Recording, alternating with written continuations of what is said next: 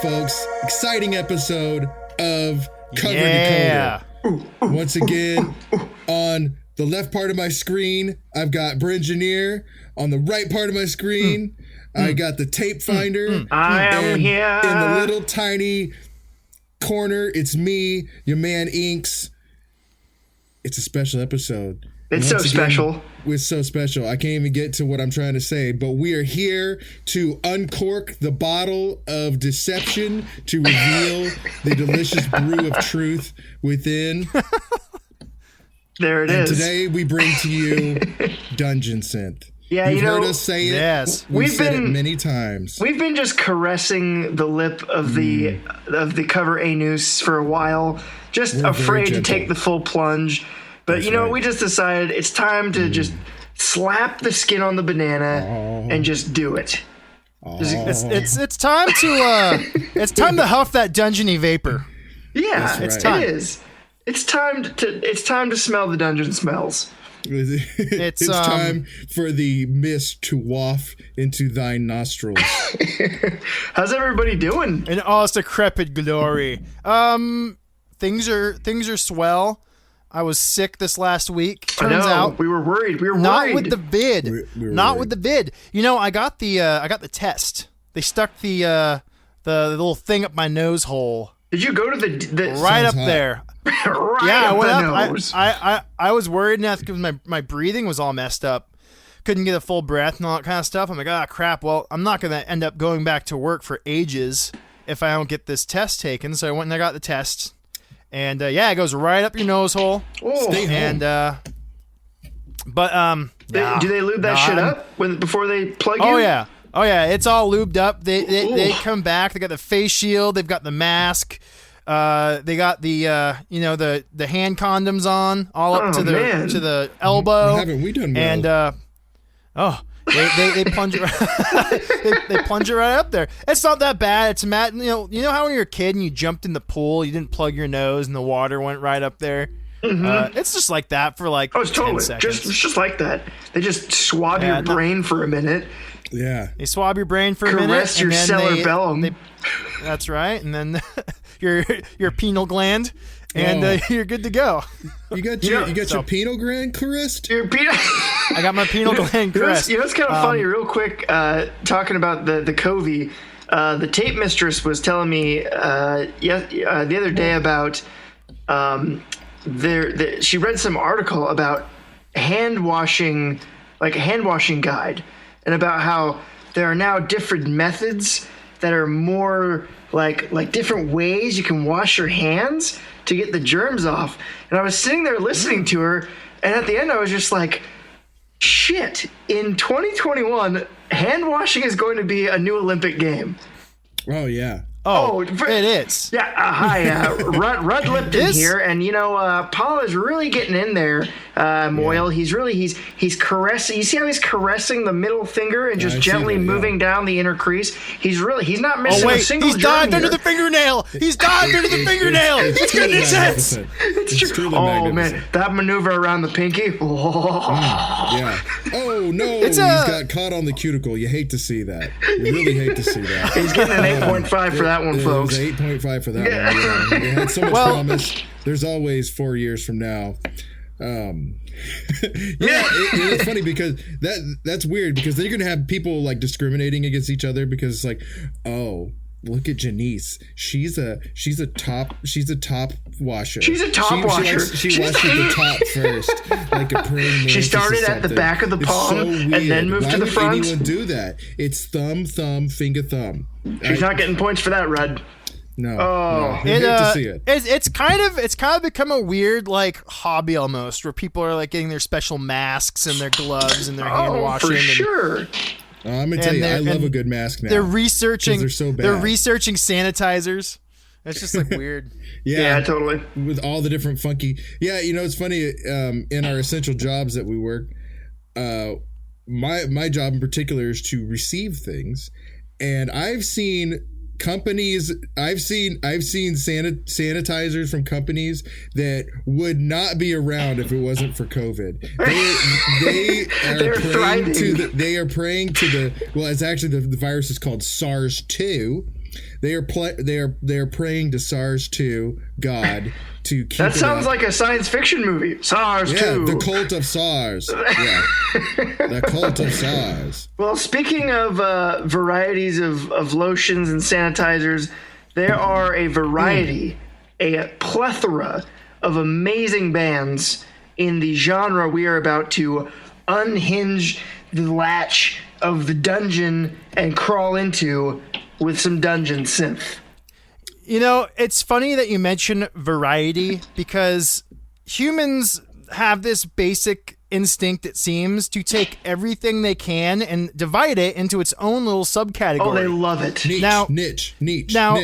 That's nature, brother. The absolute worst offender of this is the metal. Oh yeah. The metal community. It's like, oh, well, this is black metal. Well, this is thrash metal, but it's kind of got some black metal stuff, so it's black and thrash. Ooh. And thrash. This is like rock and roll vocals, but it's like really fast, but it's still kind of rock and roll. It's speed metal. This over here is growly. So we were eating a lot of McDonald's while we made this, so this is Mac metal. Mac metal, you know?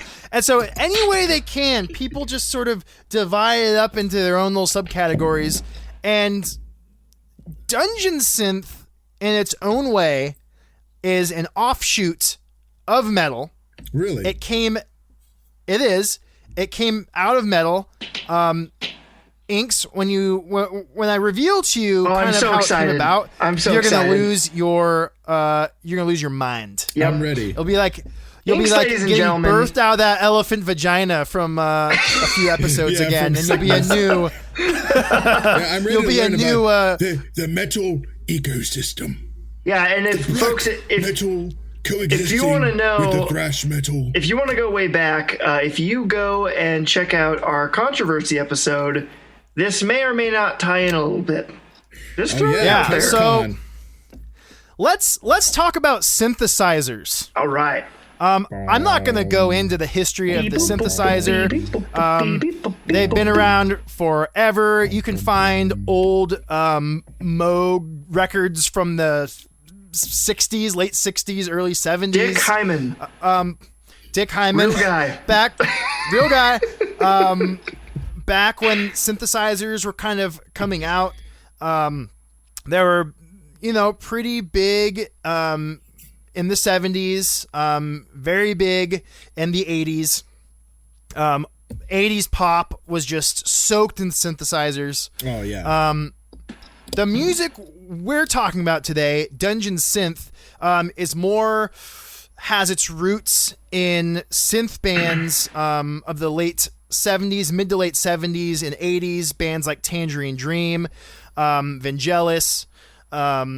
These guys were putting out the first all instrumental synth music. Oh, if man. you're not familiar with Tangerine Dream, That's a set of covers right there, folks. Tangerine Dream. That's its whole thing. They ended up doing a lot of soundtracks for films. Tangerine Dream. Their famous standalone albums are Phaedra and Rubicon. Those are two really famous ones.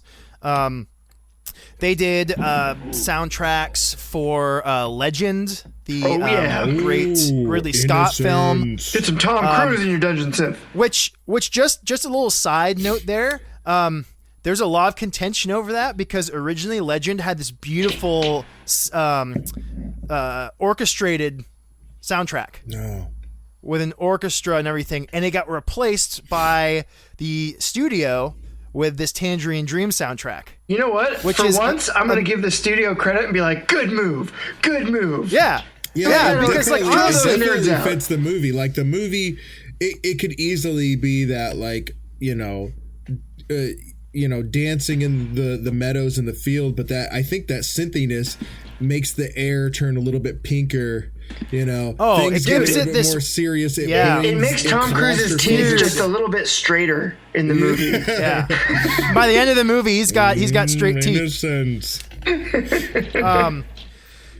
Yeah, and then Vangelis is probably, I would say, as far as soundtracks go, more famous.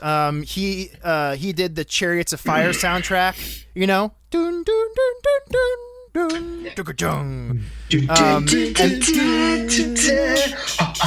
very famous soundtrack. He did one of my favorite soundtracks of all time, the Blade Runner soundtrack. If you have not heard the Blade Runner soundtrack, it is one of the finest soundtracks of all time. It takes you to another pieces of music. And I have to say, the new Blade Runner has a great soundtrack too. Hans Zimmer blew it out of the water, for sure. Slam dunk. Okay, so there were tons of synth bands during this time who were doing this kind of thing, and it veered off in different directions. You inevitably ended up with sort of mood, sexy times music, and groups like Yanni and stuff coming out that were doing more sort of let that hair open float. shirts, chain, pull out the chillo. Lay out the blanket on the beach.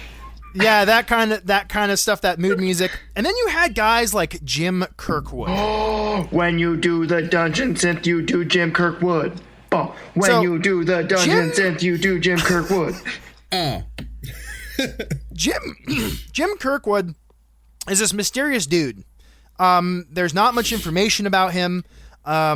He has no Wikipedia page. It's really hard to find anything about the guy, but this sounds like a decoder. This is a decoder that has gone forward. Yeah. So in the late 80s, early 90s, Jim Kirkwood was putting out album after album of fantasy synth masterpieces. Incredible musician, and he really set this foundation for fantasy synth, fantasy ambient music. At this time, Dungeon Synth wasn't a thing. I don't think Dungeon Synth, the term, was even coined until the 2000s. But he definitely was kind of setting up of how things could be. Yeah, you can tell. Look over here. This is this cover here I have is from one of his albums. He did the cover art.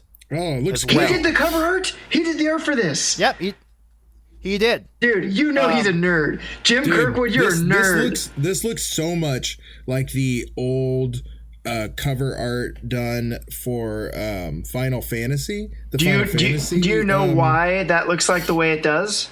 Why you're feeling that old fantasy sci-fi art? Because that, my friend, is a picture of Elric of Melniboné from the Michael Moorcock series. With his vampiric That's sword. That's a good looking Elric. All the other Elrics are like,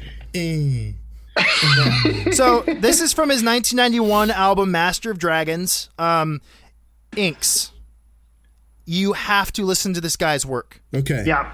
All of it. Listen to Ragnarok. This I think was his second album. This was his second album. His first, I can't remember. In Golden Halls, I think was his first one. It has a dragon on the cover. Of course. It's just beautiful, incredible, intricate. It plays out in movements. It's not like, oh, here's this track and here's this track, here's this track. It's all in separate tracks, but you can't tell where one song ends and one begins. It's just beautiful flow of just this most epic, incredibly orchestrated music. A lot of it has drum beats, which really add to the whole thing. Great stuff. So real quick, now, what year was Jim Kirkwood releasing? Do you remember? Yeah, I think in Golden Halls, I think that's what it's called. I think it was 89 or 90. Wow, so that's early. Yeah. I'm trying to find the artist that I was thinking about, the Japanese artist Yoshitaka Amano. Yeah, I know who you're talking about. I know who you're talking about, yeah. That shit. But it looks a lot like that. Sorry. No, you're definitely right. No, that's totally that same stuff. era, 80s. Probably cock inspired. Probably cock inspired. Now this brings us. It does. This brings us to arguably the first Dungeon Synth release. And here we go. Next slide. It comes to Burzum. Now, Inks, I don't know if you remember in our cover controversy episode, we talked about. Oh, look at that cover. Oh, this is childhood. Oh, childhood. Oh, it's coming up upon me. Oh, my first black metal album. So we talked about Mayhem. We talked about Mayhem. We talked about Oystein. Oh yeah. Yeah, Oysteins. And his friend Remember Dad. Oysteins? They had the $2 special. Yeah, Charlize is there. Yeah, every day. Now, I'm not gonna ruin anything. So we're on Cover Controversy Part 2. I'm gonna take care of the second part of that story and explain. Oh, yeah. I forgot about that. I begged for the extra part, but we have to wait, folks. We have to wait. You have to wait. So Part we have 2, to wait. the character in that is still Oystein. He is still the main character of that story. I can't get over that. But next to him is, I guess, it's the two bumping heads. It's Count Grishnak. Or Varg Also known as Varg Vikernes. Varg Vikernes, or Count Grishnak, was this black metal musician, helped define Norwegian black metal alongside Burzum and some of these other groups. Now, he was putting out his albums under the name of Burzum. These are very controversial albums. He's a controversial person because he has strong white nationalist White beliefs. supremacy. White supremacy, that kind of stuff. So this is a direct link to black metal.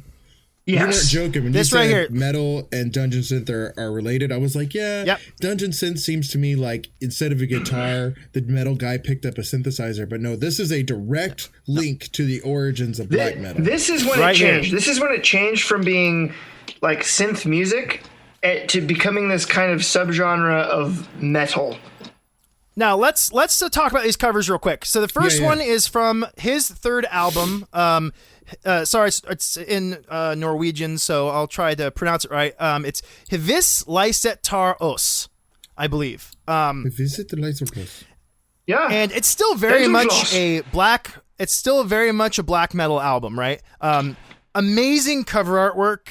It depicts. Well, I like that Nestor Huggins has made a second appearance. Dude, a third appearance. Nestor is back again. Like Nestor on the side of the highway there. This time he's teaching how to catch crows instead of swamp gators. So in this cover, we have this beautiful, looks like charcoal image or pencil of a sort of forest road with lots of crows flying around and a skeletalized, looks like maybe a peasant. He's got sort of peasanty clog looking shoes. Dude, this is so good. I picked this up at a record store, and I just remember this was my first black metal album of all time. This is the first one I ever listened to. So and we're I went still on black metal. This is a black metal album, but this is important. So I picked this up, right? And I'm like, this cover is everything I want in a cover. It's like, it's creepy, it's cold, it's misty, it has this great sense of space. Beautiful too. It is absolutely beautifully painted. And the color scheme we're looking at, it actually isn't quite as black and white as this. But it's just an amazing piece that when you look at it, you're in that piece. You're not looking at a piece of art. You are transported inside what you're looking at. And sure as shit, when I played that record, the cover and the music stuck in my brain hole. And the very last track is actually, for me, one of the most memorable because I used to listen to that track all the time. I'm going to give it back to... Me too. Yeah, I'm going to give it back here to Brenginer. So my story of this record is I remember when Tapes purchased it, and we were driving out of the city, and he pops it in, and I'm like, what is this crap? This is crap. I was not into it whatsoever. But the last track, it's called Tomhet, which means emptiness. And it is this 10, 12-minute synth track. It is comprised of very few elements. It's incredibly beautiful. It's everything Inks doesn't like in Dungeon Synth. We'll get there. Normally I don't care for this kind of thing either, but it is one of its kind. If it's its own thing, it evokes incredible imagery of forests and emptiness and despair. It's really beautiful. Yeah, it is. A lot of people have trouble listening to Burzum because of Count Grishnak, because of his beliefs. I am partially in that group, but I can suspend my dislike of the person in favor of just some of his beautiful compositions. Yeah. So after that, he put out Filosofem. And this, he went even further. This is like a 14-minute long song. And this one is called, okay, here we go. Rutgänging av den transcendental Eigenhetens Stoet. Hey, you know what the problem is there? You're reading it like a Texan. If you went, I know, Brenginer is the teacher that's like, all right, we're gonna take a look here at Filosofem. Damn these here manuscripts by Hiroshi Katayama. No, I'm right there with you. I mean, reading Norwegian stuff is harrowing. Yeah, definitely. So once again, Filosofem has just beautiful artwork. That's same artist. Look at that boulder. That's a nice boulder. That is a nice boulder. And the artist is, I believe, of Norwegian descent. Dude, I want to talk about it so badly. I got the big fat blue decoder balls right now. You got a chubber decoder? So anyways, I got chubber decoder, dude. Fat Leroy. I want to slap it on the screen. These two Burzum records, those tracks helped birth the genre, and some say it is the birthplace of Dungeon Synth. These are the eggs. So starting off, if you're new, regardless of your thoughts or feelings, like I said, Death of the Artist or not, go back and listen to those two tracks because they started what we know as being called Dungeon Synth. It may have started with Jim Kirkwood. It may have its roots in Tangerine Dream, but it started with those songs. Yeah, you have a lot of things that a lot of times in music you'll see this where rock and roll didn't, it got all of its roots from like blues, and it really started with like, people playing circuits and bringing together different elements to make, a new genre. And you can see the roots of a new genre in different places, but usually there's a nexus where things come together to create it. So this is the nexus. The nexus of power. This nexus, you're just wearing chainmail. So moving along, a lot of the Dungeon Synth came out of black metal. And so I chose this cover here. This is one of my main covers I wanted to talk about. I'm going to cut in real quick really before cool. you get started. Yeah. If you don't believe that, take a look at black metal covers and then take a look at Dungeon Synth covers, and you'll see there's an extreme correlation. When we were doing the Norwegian black metal, it was black and white forest. Now I'm looking at black and white forest. I mean, you can definitely see that just by the covers alone. Like you could swap Dungeon Synth covers with black metal covers and put the different band names. Absolutely interchangeable. Notice. Yep, sorry, interchangeable. Engineer. I just wanted to. That just clicked in my totally mind true. when you said that truth. Because I remember trying to do like a piece of like black metal art for our episode. I ended up going a different way. But when I was putting out our episode cover and I was like, I'm just going to draw a dark forest with charcoal. And then I didn't realize I was doing Dungeon Synth. Is it because you ended up putting like a fluffy dragon in there? Just like, it's not important. Eating a corn dog. It's just, riding a rainbow. I'm hardcore, you guys. I get real peeved off.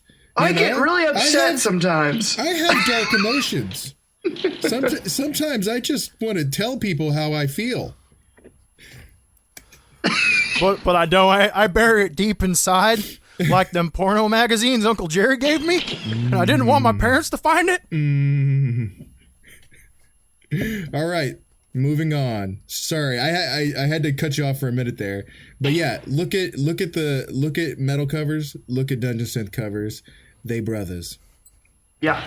So, an example of that, and this is a band I've recently discovered. They've been around forever, since 1993, and they have a Født in both genres here. The band is called Summoning, and Summoning is a very influential band. You talk to anyone who is into Dungeon Synth, they're probably going to tell you they love Summoning. Summoning this is a lame cover. Just throwing it out there. No, it is not. It's a lame cover. So lame. Summoning is an Austrian band. They formed in 1993. They're Lord of the Rings inspired synth metal. Once again, very much half Dungeon Synth, half black metal.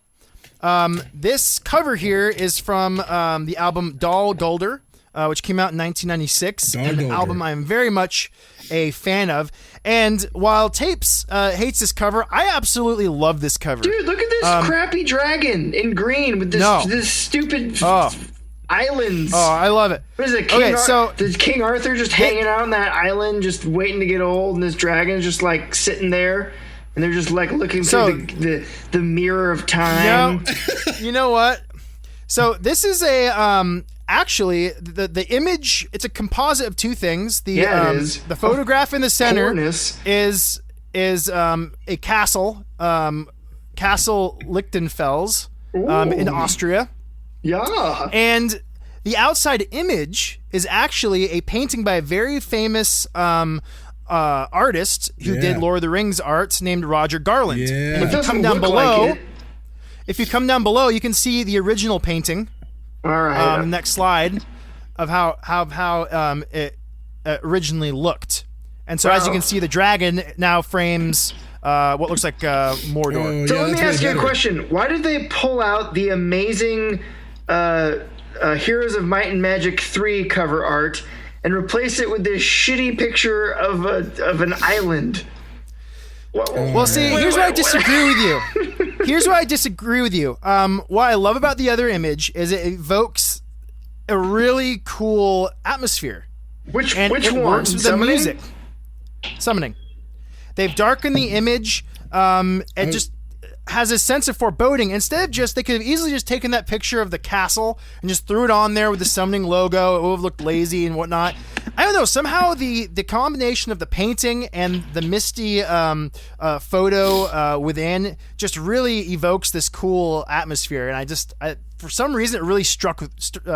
Maybe because it's just like it's small to me, but for whatever reason, the greening that they did on the cover makes it look like CG to me. And I hate CG on covers. I was thinking when I saw the bright, beautiful dragon from the original painting. You like the bright, beautiful dragon? This is beautiful. He says, a beautiful dragon. I love him. But I'm like, this is way too bright for Dungeon Synth. And I will say, like, the summoning cover with the darker dragon, like, I know those are supposed to be islands, but they look like Star Destroyers to me. Like it was a portal to like space because of the reflection on the water. I'm like, is that Star Destroyers? This is like ancient portal stuff. Whereas in the original painting, you know exactly what's going on. It's dude, how accurate that is. Everyone's wondering what Emperor Palpatine is doing on his spare time, and he's doing Dungeon Synth albums. I just love it. I just love the summoning. It looks old and decrepit, and it looks like something that was once beautiful but has lost its glamour, and has just kind of gone to ruin. And I think it's really cool. So a quick side note about the painter of the outside image. Roger Garland was an English painter. He was actually colorblind. Which I found really interesting, and that might explain why his paintings are so insanely vibrant. Yeah, okay. Totally. I have a confession. What's that? The reason why Inks loves pinks, probably, is I am colorblind. I'm red-green colorblind. What? Yeah, no way. I'm red-green colorblind, and I tend to favor yellows, pinks, oranges. I have a hard time with blues and greens and reds. So Inks loves the pinks because Inks can see the pinks. Oh, Inks! No way! So, that's awesome. I had no idea. What a revelation! I've always been told like my stuff is super vibrant, and I think it's because for me, like, it doesn't mean that I can't see color, but it means that, like, color for me is dulled a little bit. And so for me, like, super vibrant is, like, good and normal. This is amazing. So this Roger Garland picture just looks normal to you. It's not super lime green. It looks beautiful. It appeals to me completely. Yeah, I mean, you can go to his. He and his wife opened up their own gallery, Lakeside Gallery, where they're both artists. I'm on that website right now. His images are so bright and colorful and beautiful. Turn around. Find your fantasy. Totally. And he had a career in just painting Lord of the Rings, Tolkien-inspired work. He did calendars and books and all kinds of stuff. There is so many worse things you could do with your life. This painting Tolkien till the day you die. It's not bad. Did you do Tolkien pinups? Huh? I don't know. I don't know. Some TPs? Did we just invent a new genre? Dude, dungeon pinups? So, moving on. He was an oil man. Did you ever want to see what was underneath the Ringwraith's cloak? You now. Now you can. I am no man. I am no man. Oh no, we just created the. There's a lot of sharp metal going on in these images, guys. Do you think it just costs too much to get the rights to do a Lord of the Rings porno? Or is that out of the works, or maybe it's just? I just don't think. I'm sure there is a Lord of the Cock Rings or something out there. They cannot wait.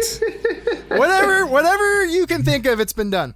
Okay, so moving down. Moving down. Yep. This is by no means all there is. I have 3 really famous Dungeon Synth works. I gotta listen really to well that first known one. in the scene. There are so many. I can't believe you haven't. If you're in the Dungeon Synth and we haven't listed your favorite band, there's just there's many bands. Many of you nerds out there. Too many on your computer. We'll do another episode. Send us stuff. coverdecoder@gmail.com. We'll do another Dungeon Synth episode. We'll do a whole Dungeon Synth series if that's what you guys want. Yeah, send us your crappy forklift synth. We'll do that one. Forklift synth's awesome. Okay, so what I have here, and you can look these up anywhere. They're well known, easy to find. They're all on YouTube. I will have the links for you. The first one is Cask of the Dreams, Dragons of Autumn Twilight. Oh yeah. I love this record. I actually had to buy it on cassette tape from Dungeons Deep Records. It is a masterpiece. Way to just triple the nerddom. First of all, you've got the image, which of course is a still from the movie Dragon Slayer. Second, you have the name, which is a book from Dragonlance. Right. And thirdly, there's just a dragon on the cover. I mean, that's just like... And it's purple, and it's this beautiful dragon flying through this purple, sparkly sky with a crescent moon. It's just the most... it just evokes this incredible magical imagery, and it's really an unbelievable cover, unbelievable album. Yeah, the album is a journey.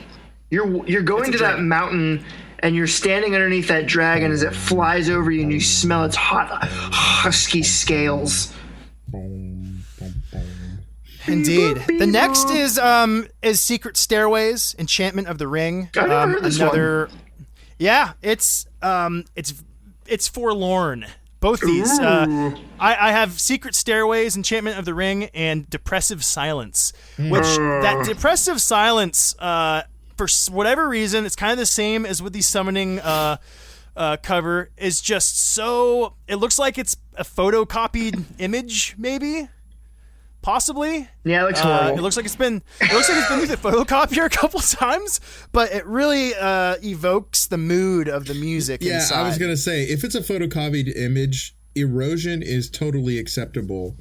Is 100% acceptable in the Dungeon Synth world. If you can do your Dungeon Synth album cover and then leave it out in the rain for a couple days, it will be totally acceptable. Yeah, bury it like Dead's clothing. That's perfect.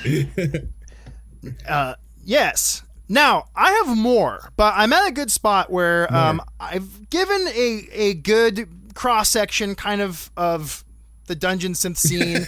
I guess the history of Dungeon Synth. There is more. The scene itself has evolved, and so I'm going to go into that a little bit later. But for now, tapes. Why don't you start us off with get us going with your cover? Yeah, so really quick, before I jump into my cover here, I wanted to get a quick touch on, for each of us, what is the difference? We talked about it briefly, but what is the difference between Dungeon Synth and like the ambient crystal chakra music you find in like your beach town rack for like $3.99? Like, why is this not playlist? Yeah, why is this not just like stuff that you sit there and play while you're burning rosemary or some bullshit? Like, what is Dungeon Synth? So first of all, some of it is that very stuff, right? That you described, but it's given a cover that says the contrary to what it sounds like. A lot of it is how the cover is the face of the record. When you don't have any lyrics going on, you don't have any anything like that to really set the mood, and you're just going off what the sounds you're hearing is. Your cover is huge. Yeah, the cover is big. It says everything. It says everything about what you're getting into. Easily. So for me personally, here's what Dungeon Synth is for me. When I turn it, first of all, I absolutely agree with you on the cover. So a lot of Dungeon Synth is sloppy and lazy. It's just like a picture of a forest that some dude took with his digital camera, and then they put a crappy logo on it, and they put a green color fade over it, and they call it something cool like Winter's Talon. Even though they're sitting on their back porch in Missouri or whatever.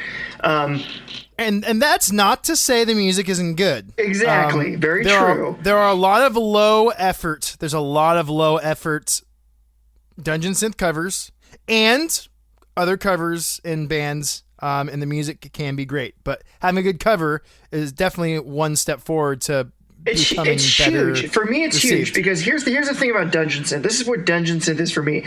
When I turn it on, if I close my eyes, I can literally make a 3-book novel in my brain. If I can close my eyes and I get to go to a world where I all of a sudden have, a 10-foot long penis, and I am made of muscles, and I carry a mace and a sword and a crossbow. You better be made of muscles if you're lugging that thing around. and I'm fighting the Gornak, and I'm saving the maidens or whoever, and I've got like a little dwarf companion, and we're going over the Rainbow Bridge to fight the 5-headed beast. And then I open my eyes, and I'm just sitting at work. That album has succeeded as a Dungeon Synth album. That's what Dungeon Synth is for me. It transports you into a film or a novel in your brain. And for me, like the chakra music, that's just for sitting there and like playing when you're having an Italian feed night for your parents or something. I agree. I agree. For me, Dungeon Synth is it's escape music. Yeah, absolutely. When it's done successfully and I'm listening to it, if I'm reading a book, I get more lost in what I'm reading. If I am drawing or painting, I get lost in what I'm painting. My mind becomes active. It becomes I almost lose track of what I'm drawing or painting, and I just sort of become lost with what I'm doing. It's that's a successful Dungeon Synth album. You're absolutely right. Yeah. And so to tie this back in, well, real quick, Inks, what about for you? Because you're kind of newer to the whole Dungeon Synth thing. Oh, man. So I was getting ready for this episode, and I was like, Dungeon Synth, come on, Inks. Come on. You gotta do your thing. You gotta prove it to these guys. It's funny. It's funny you say it's escape music, because I was like, why are we so into Dungeon Synth right now? And all of the, the world's burning or slowly smoldering, whatever you want to call it. And maybe that's what it is. It is escape. And but I was like, I need to find some Dungeon Synth. Went on Bandcamp, and I'm like, Magic Sword. That's Magic Sword. That sounds like a Dungeon Synth. No, I found myself back in the synth wave because I love synth wave. That pink color just came flying back into your brain. Yeah, I love that high energy, but I completely agree with Tapes that the Dungeon Synth is almost filling that niche in a musical way that those paperback fantasy novels filled in, the 60s and 70s. Right, totally. Or those paperback fantasy novels that you see the cover, you have no idea what it's about, and you buy it just because the cover is the doorway. And Dungeon Synth is the same way. The cover is the doorway, and it pulls you in. And even though it's not an audiobook, it's like it's a musical novel. It's a novel in music form, or a lot of the good ones are. A lot of times you'll find, with electronic music, there's different tracks and they have titles, and the titles kind of go along with, I don't know, like running down the bubble lane or whatever, and it's kind of got that kind of feel to it. Great track. I love that track. It's one of my favorites. Running down bubble lane, brother. But Dungeon Synth, each track is the title of the next chapter. Right? Exactly. Yep. And I think a successful now, not all Dungeon Synth has to have that, but I think my favorite ones, or the ones that are most effective, that make you do what you want an album to do, which is to listen to it all the way through. There's nothing like beginning a album at the beginning and finishing it at the end. It's one of those things that, kids, I'm telling you, you got to go out there. You got to get yourself an album. You got to get yourself a little Dungeon Synth. You got to grab it by the cover and listen to it, track one to the end. You get your album. You listen to the music. You like what you hear. like what you hear. So this is a perfect segue then, because for me, 2019 was a very good year for Dungeon Synth. We had some amazing entries into the Dungeon Synth camp, and so the one I'm going to talk about is a full package. It's everything. In 2019. I'm talking about The Long Quest by Torchlight. So go ahead and fantastic record. Open up this. So the first thing, had I even never heard Dungeon Synth, if I had seen this cover, I would have clicked it. I would have clicked this cover. This is absolutely. Yep, this is an Italian group, and what you're going to see is, of course, an Inksgasm.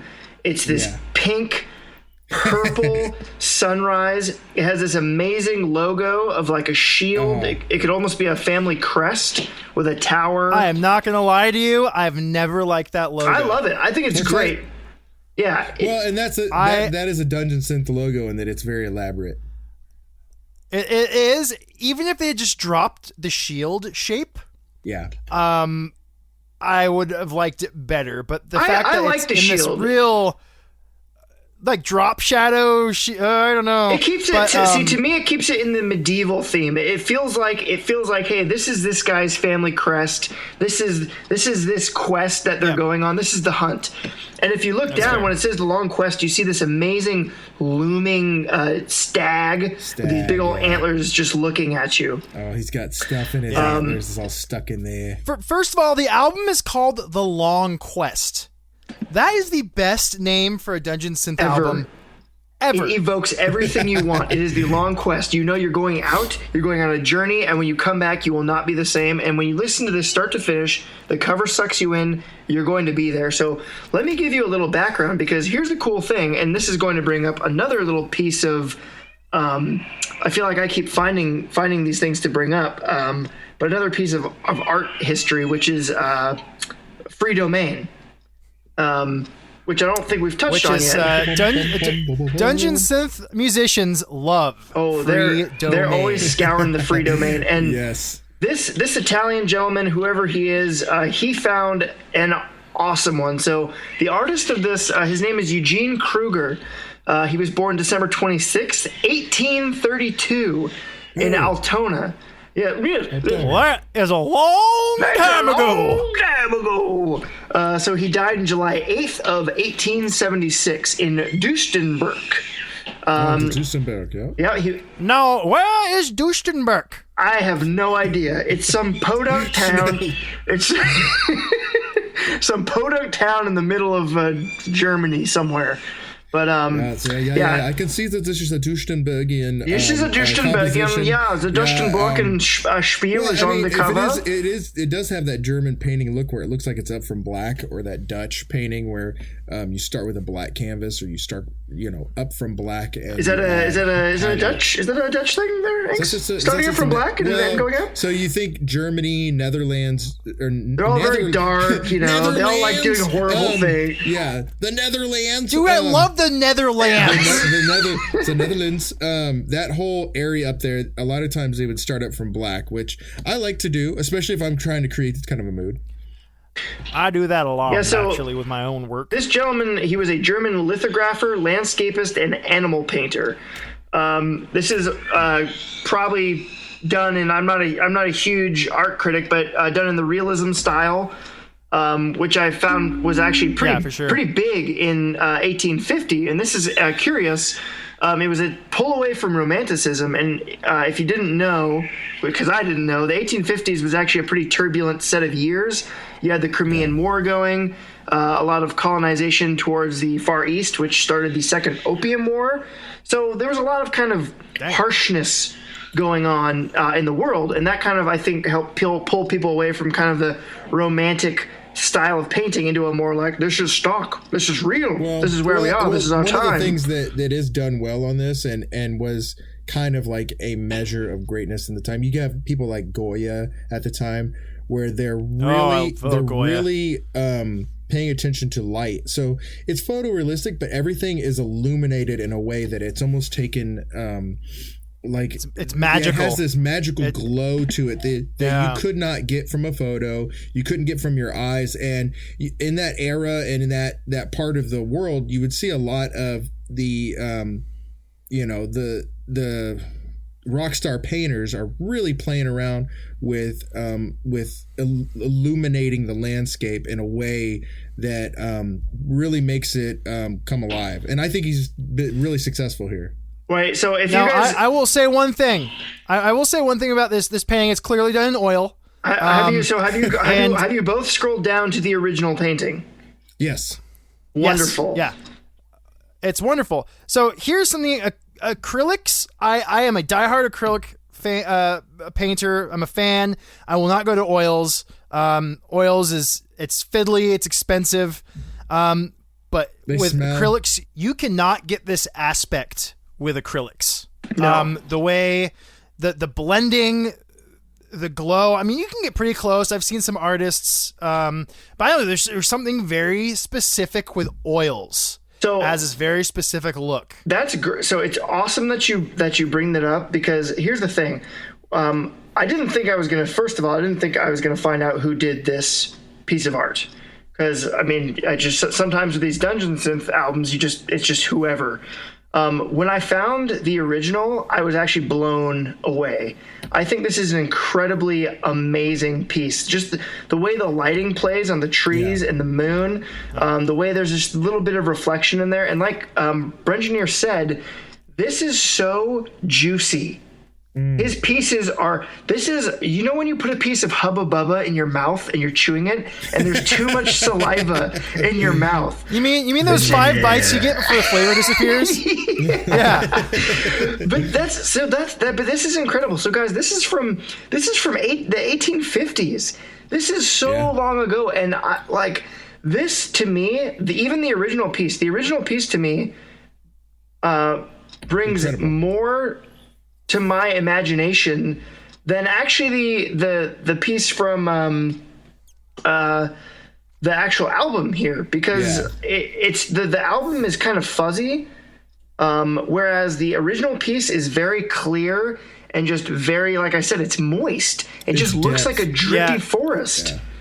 Yeah. They've put some filters over on the cover, but I will say this album looks like a window. This is like, I want to be there. I want to like have the weight of like chainmail on my shoulders. Absolutely. I want my hand on the hilt. I've just taken a sip from my drinking horn after a long trek, and I look up and I'm locking eyes with this majestic beast. So let me give you a little more detail. So Brenginer is absolutely right. It is oil on canvas, which I think on that time period is absolutely, that's probably what most of the people were using. It was oil on. Oh, really? Yeah. You didn't have acrylics at that. Well, I don't. When did acrylics come about? Wrong, but yeah, no, that I don't know if it's this old, but back in the day, I mean, you had to like mix your own colors. That was like a thing. Like you would go and get your powdered pigments and you would mix your own colors. Like being a painter was a lot harder. You didn't just get your little tube and go, you had to get the distilled horse piss to get your yellow. I'm serious. Here's some paint. If you haven't watched the movie The Girl with the Pearl Earring, I know it's kind of like it's kind of got the chick flicky kind of you want a pearl earring, but the Girl with the Pearl Earring is a good like little peek into what it was like to be an artist. Dude, that's amazing! What a great recommendo. Yeah, so this piece, it was 22.4 inches tall, and it was 17.7 inches wide, which is actually not as big as I thought it was going to be. I mean, I guess that's pretty big, but it's pretty big. So that's the dimensions, done in oil, amazing style. So this guy, like I said, he was a lithographer and painter. 1852, he becomes an understudy to his uncle, and he travels to all the misty places. I'm talking France, the Netherlands. He goes over to England. He goes to Scotland. This Magical cover, Mistity tour. dude. This cover was made for this album. I kid you not. So check this out. He studies with several prominent lithographers, I assume. I don't know their names. In fact, to get this information, I had to find a dungeon. I had to find a German Wikipedia page, and then it had the English translation, which was very Germinglanish. Germinglanish. So in the end of the 1950s, he settled in Hamburg, and he starts hanging out with these hunters, right? Who are doing these like wild hunts, and he starts going out with them and he starts hunting, and that's when his paintings make the transition from being kind of just like portraits to being like animals and like these outdoor nature scenes. So this dude is literally going on these long quests. He's literally going out and seeking these animals to hunt down, and he's sitting there painting all these amazing things. And that has translated. The amazing thing is this dude from Italy probably knew nothing about this. He probably found this in the free archives. It looked amazing. Oh, this is a cool painting. Yeah, it's gonna be on my cover. He threw it up there, but he had no idea that like the heart and soul of this cover is pretty well attuned with the heart and soul of the actual Dungeon Synth album. Real quick, necro nerds dug this guy's work up from the past. That's what's cool about nerds and being nerds is like a lot of times stuff gets brought together that normally wouldn't be brought together, gets dug up that wouldn't be normally dug up. I will say real quick before you continue on, kind of a bummer thing that happened was they squished his painting down to fit the square. Yeah, they did. Yeah. Oh yeah. Yep. And again, that's taking liberties, but I mean, I don't really know the reason. Maybe it just fit better when they printed it, but they were probably trying to fit they wanted. I can tell what it is. They wanted the moon and the reflection of the moon in the shot. 100%. 100%. And so you can tell the moon is squished just a little bit. So folks, give yourself real quick. If you are getting into art, or you're thinking about doing art, and you're doing covers, do not squish claw anything. You can tell it's instant. It's instantly recognizable when you squish your image to fit the square. Yeah, don't do that. Either if you're painting the piece, either paint it correctly using the rule of thirds so that interesting components of your image aren't cut off, or you just bite the bullet and you cut off and you use the best things. Do not squish your piece. Is that like so amateurish. Yeah, do it right. Yeah. Yeah, just measure what you're gonna do. If you're doing it on paper or canvas, get the right canvas. If you're doing it on paper, just draw out your square or rectangle that you want to do. And if you go outside that, it's okay, but know that you have a perimeter that you're trying to stay within, and you'll be fine. It'll be great. I made that mistake very recently. And I'm still suffering. You're still paying for the consequences. So real quick, I paint. You guys, if you haven't scrolled down, I don't have any more from this guy, but literally these other two pieces are amazing. They're hubba bubba. They're juicy. I love this bottom one. Dude. It looks like another world, but it's probably a still life from somewhere. I love the one with the birds. Look at the bridge in the back. Yeah, that's what I'm talking about. Bridge in the background. Dude, any of these. Well, look at this. Look at this piece of stone. Like it's huge, incredible. like old stone wall. Yeah. See, this looks to me like something that Brahm or some painter currently would have done. This does not scream of 1850s, which I think is amazing. And you know what? You could take any logo from any black metal band or any Dungeon Synth band, slap that on this painting, and it would work. It would work. It would absolutely work. So just again, folks, really cool just going to see that these artists from literally hundreds of years ago are still being brought up. They're still being dug up from their graves, even though they're nothing but Marty Robbins dust. And they're just being scattered into these genres of music. So really cool. Now, just before we wrap up with Torchlight, one of the most magical experiences I had with this record is I took a trip to the beach. And when we go to the beach... Was it Yachts, the place of the magic? We will go down to Yachts, the place of the magic. Yes! It's like the wild...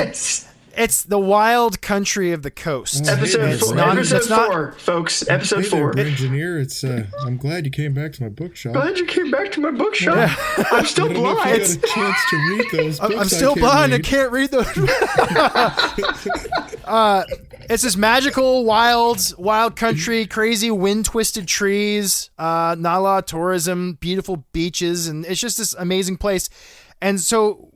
we don't care what time of year we go down. So we went down in drippy fall. Ooh. It was drizzling. Did you get some It was storms? drippy. It was misty. There was storms. It was beautiful. And we're driving along and I have this record going and it was just the most, I will never probably go to the beach again without this record, on my, musical, device. Yeah. If y'all don't know, driving to any sort of misty location with Dungeon Synth is one of the best things you can just do. It's a journey. It is, you are living Lord of the Rings in your car. Just do it. It is.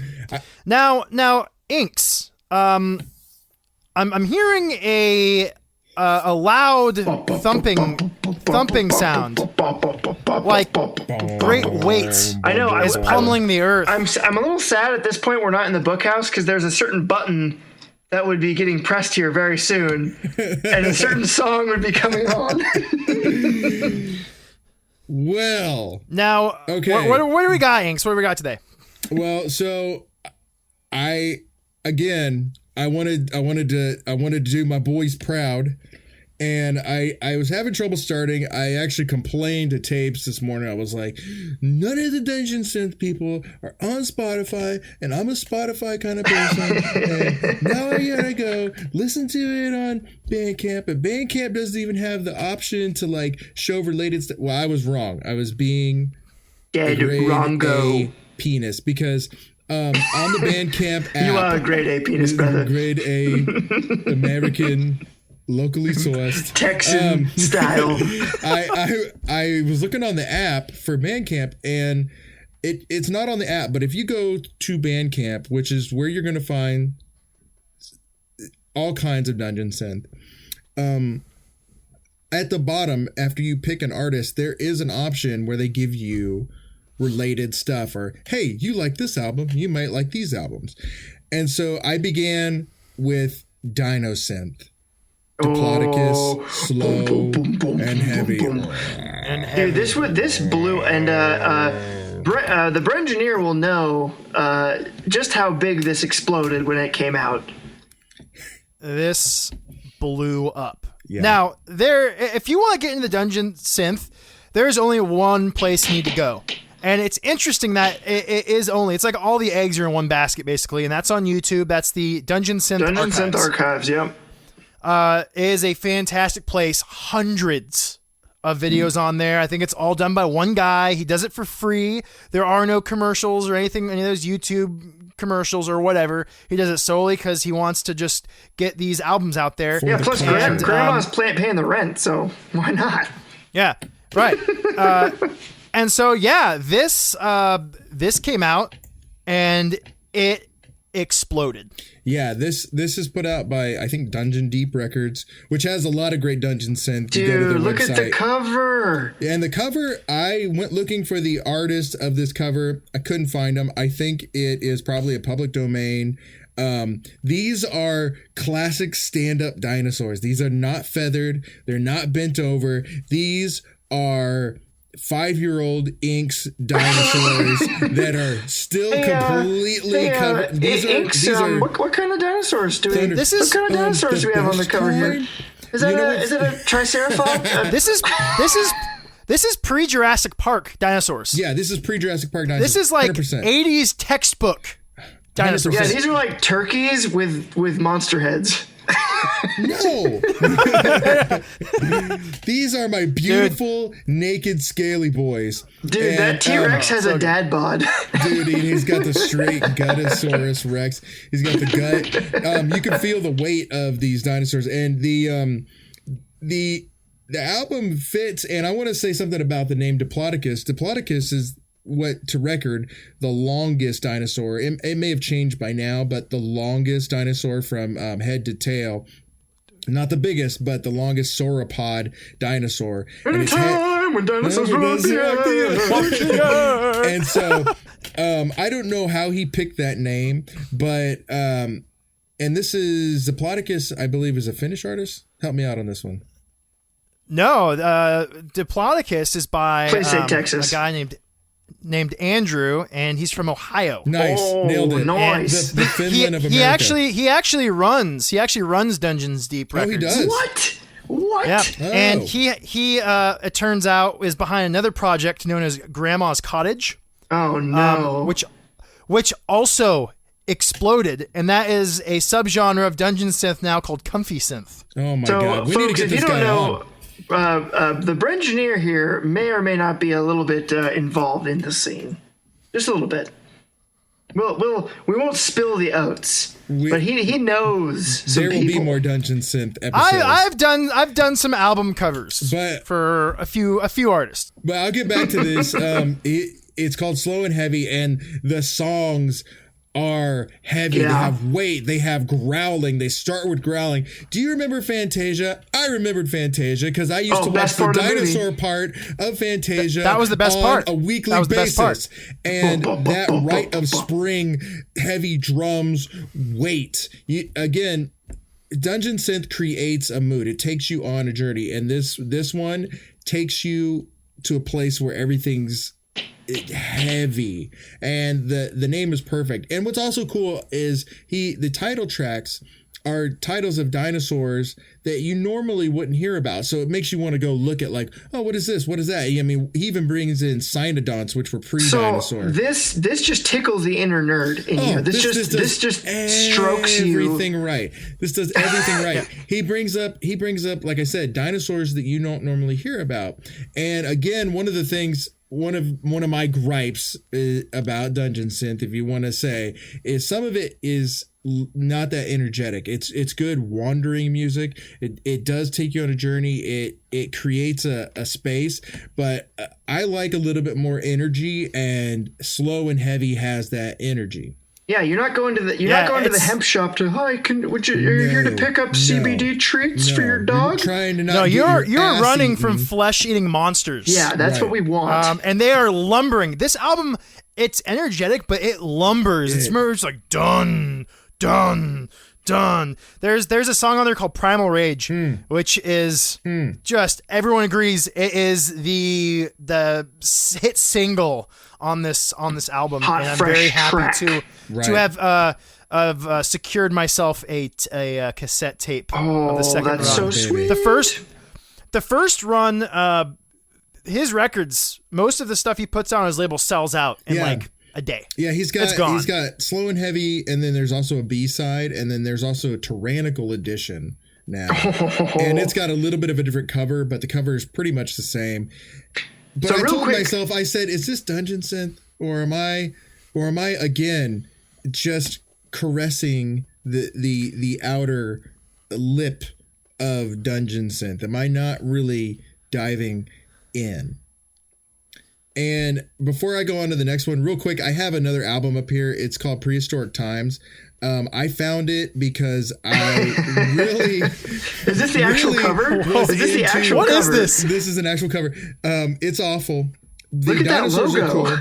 The dinosaurs are cool, but I was really into like drums and like jungle drums, and I was looking for jungle music, and I came up against the Feicher brothers, and they have so many albums. Right now they have some Celtic albums. They have like little Fishing Town albums, but it's not quite Dungeon Synth, but it's got like these ambient like instrumentals and flutes, and they did a whole Prehistoric Times, and it's a lot of flute. Is it like PBS documentary music? Like what? Oh no, you got to listen to it. It doesn't have a synth to it, but it's got like this wind flute and heavy drums. And again, this is not quite Dungeon Synth, but it's almost Dungeon Synth without the synth. But this is Prehistoric Times, and I did find the artist. The artist was credited as Cat Mando. I found her. This is a Shutterstock image, and she has all kinds of special digitally drawn dinosaurs that are just they're wearing man for the suits? 2000s. They're perfect for the 2000s. But I'll link to all that. The Slow and Heavy reminded me of that Prehistoric Times album, which came out in 2017. Real quick here, Inks. Going back to Slow and Heavy, I think go back to Slow and Heavy. For me, the most impactful thing about this cover, the thing that catches me, that they did so well. I don't know if the original cover was this orange brown color, but it looks like a stone tablet, and the lettering is amazing. The lettering looks like it was chiseled out by cavemen. It looks like an engraving. I thought it was an engraving art. I have to say, I looked for a while for this artwork, but I didn't dive too heavy, because what I did is I listened to Slow and Heavy, and then I went to the bottom in Bandcamp on the desktop, people. This is how you discover Dungeon Synth, because there isn't that genre listing yet. You have to do it. You have to do it word of mouth. But if you scroll down to my third slide, one of the suggestions I got was Guild of Lore. Oh yeah. If you look at the first image, this is what caught me. This is his logo. It's this little autumnal candle with that reminds me a lot of Torchlight, in that it's that highly detailed, so almost I'm talking shocky. about black and white artwork, people. I'm going to have the links for you.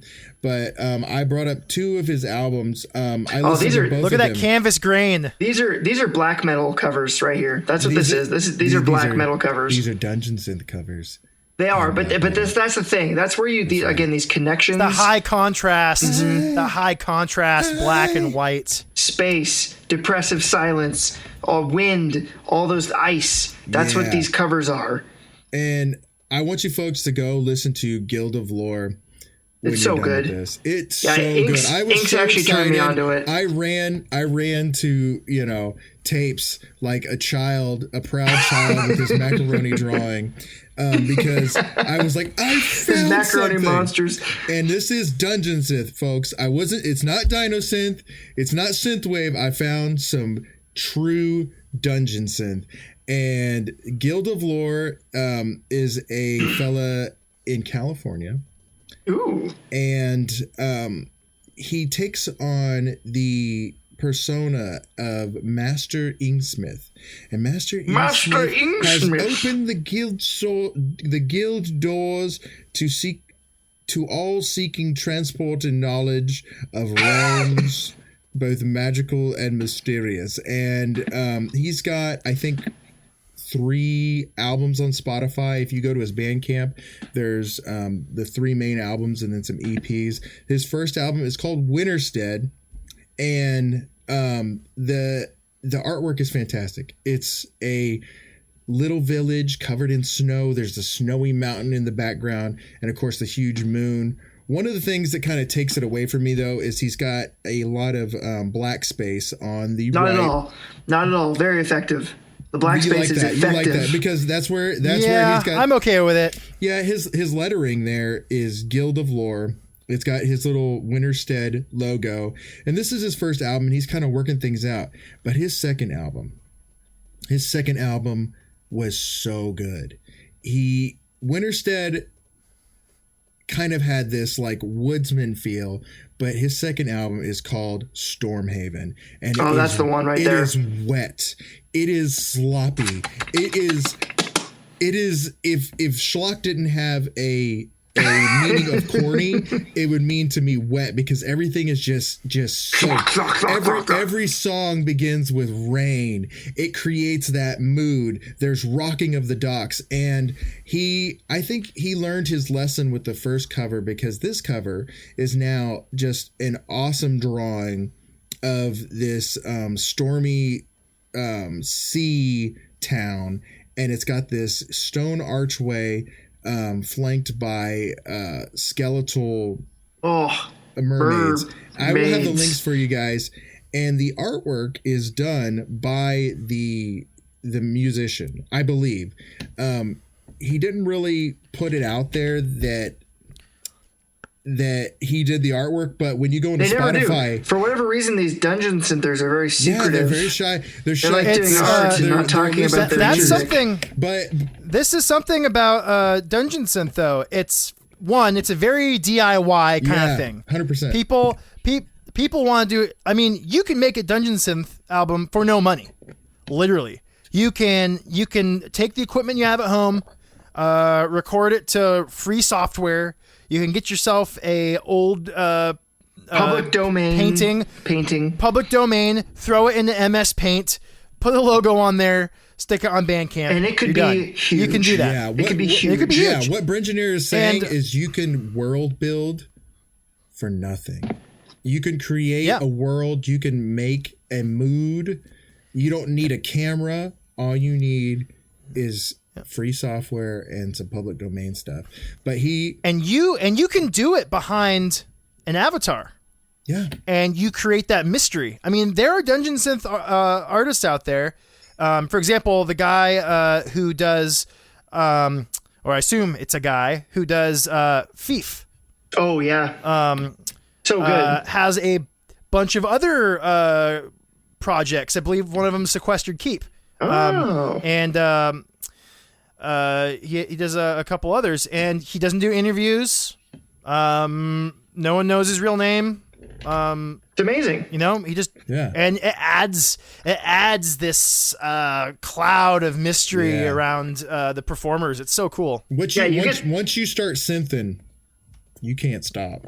And that's the other relation to Dungeon Synth and metal, is that you get sucked into the group or the artist. Like, you really become bonded with that branch of music, because the thing about pop music is you just want that thing that makes you feel good. Mm-hmm. You just want the cookie. You just want to eat the cookie, and it makes you feel good. You go off to the next thing. But when it comes to these genres, it's a whole movement. It's a full encompassing thing, and you want the feeling, you want the mood, you want the group, you want everything together, and it just creates this amazing sense of atmosphere and almost accomplishment. I don't know what that feels. It's just involvement. You're part of something bigger. I don't know. It's a very strange feeling. Yeah, you're in the tribe. Yeah, I mean, and the other lesson to take away from this, folks, is, and this is with whatever your artistic endeavors are, is just do shit. Just do stuff. Just put it out there. Like I said, his first album, you can see he makes some of the classic Dungeon Synth mistakes, and I'm not trying to like harp on him. I think he did a fantastic job. And I'll say real quick, his name is Jason Shook. He's on Instagram as Captain Shook, and I'm gonna link to that. Maybe one day we'll reach out to him, but amazing art. He is amazing. on Spotify. He's listed as the artist, which he's not listed in on Bandcamp. So that's how I found him. That's how I sought him out. What are these done with, inks? These are chalk. These are chalk, and I'm guessing on canvas, because if you zoom way the fuck in, it looks like canvas. But I was saying there's some grain. Yeah. What a cool medium. Once again, the whole DIY thing. You think outside the box. What an awesome medium to pursue this in. I just think it's so unique. And like I said, on his second album, he learned the lesson of the composition from his first album. He did a beautiful piece of artwork, but then it's kind of squished over, and then you've got a bunch of. I am gonna say there's no lesson to learn there, Inks. I really like that piece of black space there. It makes it look like the binding of an old book. Oh, shot down. And see, that's the other thing. It looks like the binding of an old book. Out there, and you'll find an audience. Maybe Inky Doo won't like it, but Brenginer and Far is gonna soak it up. He's gonna snap it up like a turtle. Latch on like a lamprey. Suck everything out of it. But I'm telling you, I was super excited to find something that I don't know if you've heard this yet, Brenginer, but I knew Tapes hadn't heard it. And that's another thing too that I think builds loyalty in the Dungeon Synth world is when you find something totally special. It is so hard to find because he's on Spotify. Diplodocus is on Spotify now, but a lot of these great ones like Torchlight isn't on Spotify. You have to go to Bandcamp or YouTube, and so that journey for the Dungeon Synth, which is in itself a journey, creates this loyalty and this finding of the treasure that you want to share with other people. Dude, there's so many things. It's the long quest. It's the long quest. If you want the good music, you have to put your shield on. You have to take off your stupid human boots, McDonald's shirt. You gotta put on your scale mail, and you gotta get your +3 mace, and you gotta trek out there. You have to have find companions that will tell you about this stuff. There's so many things that aren't told word of mouth anymore, and the only way I would have known about Dungeon Synth is because of you guys. Dungeon Smith. They call me Dungeon Welcome Smith. back. This is Dungeon Smith. We're playing all the Dungeon Synth classics for you. We're going to start out with Old Sorcery tonight. It's surely going to love. I'll just say it's pretty funny. One, people in the Dungeon Synth love that about it. That it is you do collect treasures. In fact, I did a tape trade. Get this, I did a tape trade. Tape trading was huge in the 80s. It's been going on. I've been out of the loop. I didn't know tape trading. I knew cassette tapes were kind of a thing, but I contacted an artist I like. I contacted an artist I like. I'm like, hey, do you have any of those tapes left? Like, I really dig your work. He's like, yeah, man. And I was like, okay, well, I'll send you this tape if you send me that tape. And he's like, yeah, that's a good trade. And next thing I know, I got my tape and he got his, and it was crazy. I'd never done anything like that before. That's amazing. It was very nostalgic. Story. Yeah. Special. So you're talking about Old Sorcery. Well, I'm going to save Old Sorcery for another day. I was going to go into Old Sorcery, but I talked a bit long about Diplodocus, and I was really into Guild of Lore. Again, he's got 3 albums out. He's got Winterstead, Stormhaven, and Autumnal Macabre, which is kind of more Halloween-y. Which I love. My favorite one by far is Stormhaven. It's wet, and then he's got some in between EPs, and then he's got another one called Wandering Tales. I don't have that cover up. It's just candles done in that chalk style, but the Wandering Tales was pretty good. It's 3 songs long, but I'm telling you guys, check out Stormhaven. It's so. I work in a cave. My job is in a cave, and I had this bumping today. to get ready for the show, and it just created that mood, which is dangerous because I was at my day job, and it just made me want to like shut down and draw. So it just made you want to start hacking and slashing. With Dungeon Synth because it will give you that creativity bonus so hard that you may not be able to hide. I've got turgid creativity today. Now we started with one of the originators of Dungeon Synth, arguably Burzum, and let's end with just a quick short little touch on Mortis. Oh no! Mortis is arguably another. Mortis is arguably another one of the originators of the genre. It was started by Havard Elfsen in 1993. He's a Norwegian. Elfsen. He was a Norwegian. He is a Norwegian musician. Right. So he started playing in the band Emperor. He was an emperor. He was the bassist for a year. If you are a black metal fan, I don't even need to go into Emperor. You know who Emperor is. Put out four very, very influential records. Go look at the first album cover. It is the first two or three are probably more beloved than I would say the last one they put out. But anyways, Mortis, Ellefson quit the band and started Mortis. Mortis, their career is divided into different eras. The first era is the symphonic Dungeon Synth albums. Very much helped define that sound of what we know and enjoy today. So you would say that this was important.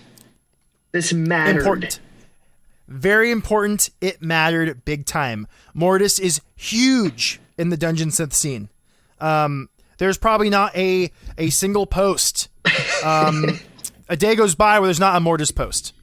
Era 2 was an electropop album called The Smell of Rain. Oh, no. What happened? And then he started hanging out with the Germans. Mortis, you should really try this new style of music. It's called electropop. I think you'd like it. It's very much that. Era 3 became more industrial rock, 9 Inch Nails kind of stuff. So he started listening to Skinny Puppies. Industrial for her pleasure. Yeah. And then he just went back to doing Era 1 stuff. So his newest album. Is back into the classic Dungeon Synth sound. He realized he'd sold out. Now, something about Mortis. He started this band because he wanted to convey a story. And he dresses as a goblin. How offensive. He wears goblin face? He wears goblin face. So, as you can see, his covers largely portray him. This first one here is actually one of my absolute favorites. Yeah, this is great. This is great. Født til herske. It's black and white. He's doing the evil witch finger. He's wearing chainmail and a helmet. Dude, this is just this is the epitome of nerddom right here. Oh, it's so good. Up with this outfit at 2 a.m. This. You're right. That's that's his mom's calendar. This was just stuff I was laying around in Granddad's attic. I just put it on, and I think it's quite effective. Yeah, How do you like my carrot nose? I think it's me. So, this was his look. This is what he wore, and his outfit slowly changed. Funny enough, I saw in some of the Facebook groups. He was on there personally putting for sale on eBay his old helmet? Outfits. Oh, no his way. Old outfits. Yeah, so you could order his old outfits, which shipping was insane because they're all like pieces of metal like cuffs and helmets. And I want his codpiece.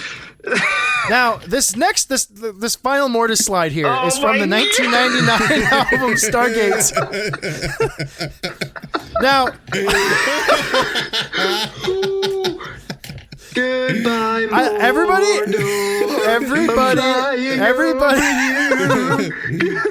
everyone has the same reaction to this album cover. Oh my dude, goodness! the skull What am I looking codpiece. at? It's so ridiculous. He knows it's ridiculous. He has to know it's ridiculous. It's called the Stargate, and I believe the movie Stargate came out in 1999, if I'm not mistaken. No, it came out in 95, I think. 95 what is going 94. on here? Okay. Okay, so for the listener, this is Mortis floating in front of a really grainy photograph of a sunset. It looks like is Arizona, in some BDSM sort of leather one-piece studded kind of thing. He's got his goblin face on. He's got bat wings spreading out, and he's sort of drifting. He's got a nice little white Photoshop umbra around him. Did you mention the skull codpiece? And the skull codpiece. Dude, when I first he's got saw a this, skull I for a thought he was penis. a vampire. Yeah, I thought I'm coming down. Yeah, that Blade would be on his trail. Because he's even got he just looks like a vampire floating into the window of the maiden. Just when you become a vampire, you get more sexy. You know what? On that note, you know what this is? This is Grimble Flare skin left Moria with the other orcs, and so the orc women, to pass their time, they read a lot of orcish romantic novels. He's the orc Fabio? Yeah, dude, this is like an orc romance. He's Goblio? Yeah, he's Goblio, dude. So, despite the cover, this is a great album. I highly suggest checking it out. But everyone has the same reaction. Not Dungeon Synth. I tell you what, though, I have to say, like, if a cover's job is to get your attention. Oh, absolutely. This is the one. This is so effective. If you look at this cover, you will never forget this shit. Ever. No, you'll never forget. All right, now I want to wrap up with a few suggestions here. These are some new classics of the genre, albums I really love. One of those is Fog Weaver. Fog Weaver just put out a record called Spellwind. Fog Weaver is a band whose concept is based on Ursula K. Le Guin's Earthsea novels. Earthsea novels, thank you. There you go. Which is a good first 3/4 of a novel. The ending is... It is it's great. It is great. 70s fantasy. Oh, it's great. It's like, and everyone went home. It is a classic. You know what's amazing the about Earthsea novels? What's amazing about Fogweaver, especially with that cover, is, and we could do this with Dungeon. Here's the amazing thing about Dungeon Synth. Dungeon Synth, we could do logo decoder. Because the Fogweaver logo is probably one of the most fantastic logos I have ever seen. It is absolutely I absolutely incredible. agree. Yeah.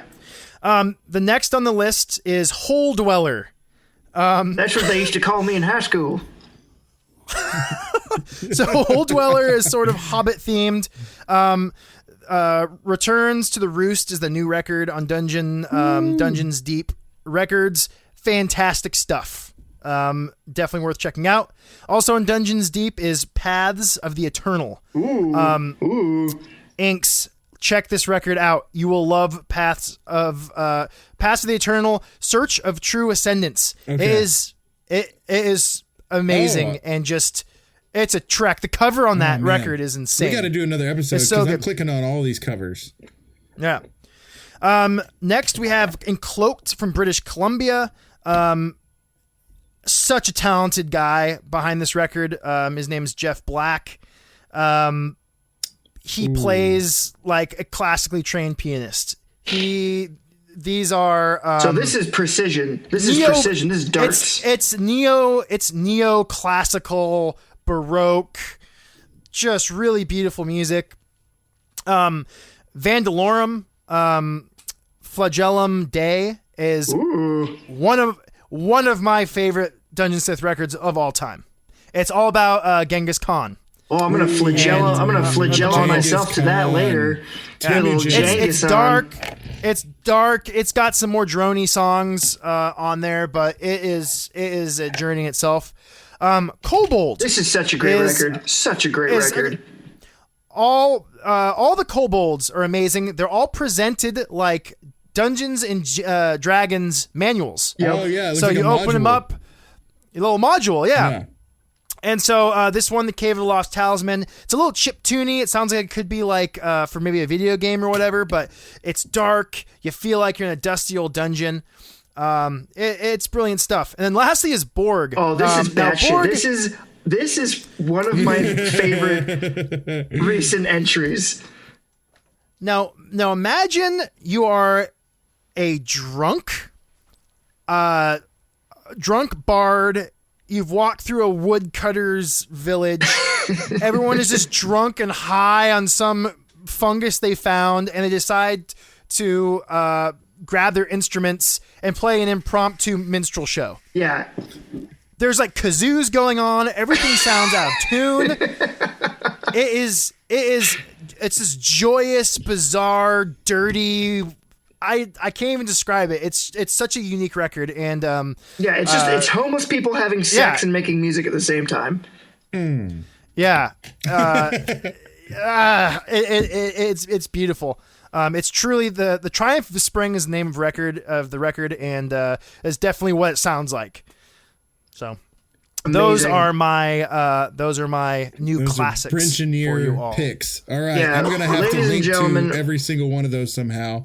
Maybe I'll make a playlist or something. Save them because we're gonna go deeper. We didn't even go to the cover. Oh man! So we have. We're in track 1 right now of our own Dungeon Synth ladies and gentlemen, we're over an hour, and we could probably go for another 2 easily. Like it's such and look where we went to. We went to British Columbia. We went to Italy. We went all over the states. California. Idaho. We went to California, guys. Land of California, Texas, Ohio. Hello. Have you ever wanted to go to Ohio. Switzerland? Join Dungeon Synth now. Fogweaver is Colorado. It's such a far-reaching genre, and the covers are of such a far-reaching magnitude in style, in creativity, in schlockiness, in garbage that you have to go in. You have to go into the dungeon. To go in. Create worlds. Go Great world. That's what it's all about. To them.